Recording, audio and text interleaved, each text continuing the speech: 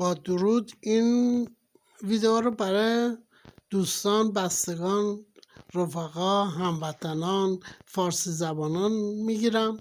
ما متاسفانه نتونستیم قبل از مراسم قبل از سال نو مسیحی مغازه رو ببندیم.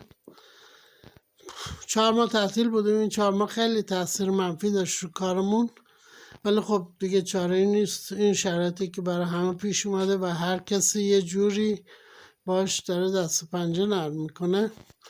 ما بوده 300 تا فرش هنوز تو مغازه هست و امیدوارم که تو 1-2-3 ماه آینده کلکش بکنیم و بتونیم به قول ایرانیا از بازنشستگی استفاده کنیم، چون هنوز از یه هفته از بازنشسته شدم ولی بازنشسته نشدم و امیدوارم که این شرایطم بگذره و باز دو مرتبه یه مقدار زندگی عادی و معمولی پیدا کنیم تا ببینیم چی میشه.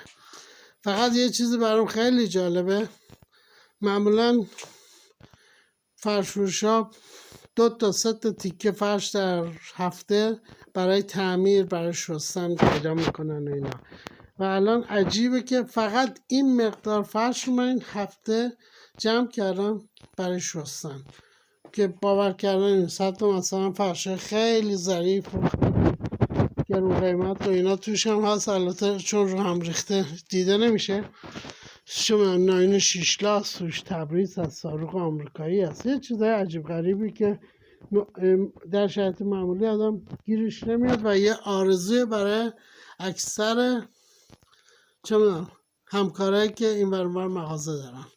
به هر حال خوش باشید، با آرزوی سلامتی برای همه و به امید اینکه دو مرتبه شرایط مملکت، شرایط اجتماع، شرایط سلامتی به همون زندگی روزمره‌ای که همیشه نق میزدیم برگرده. موفق باشید، با امید دیدار.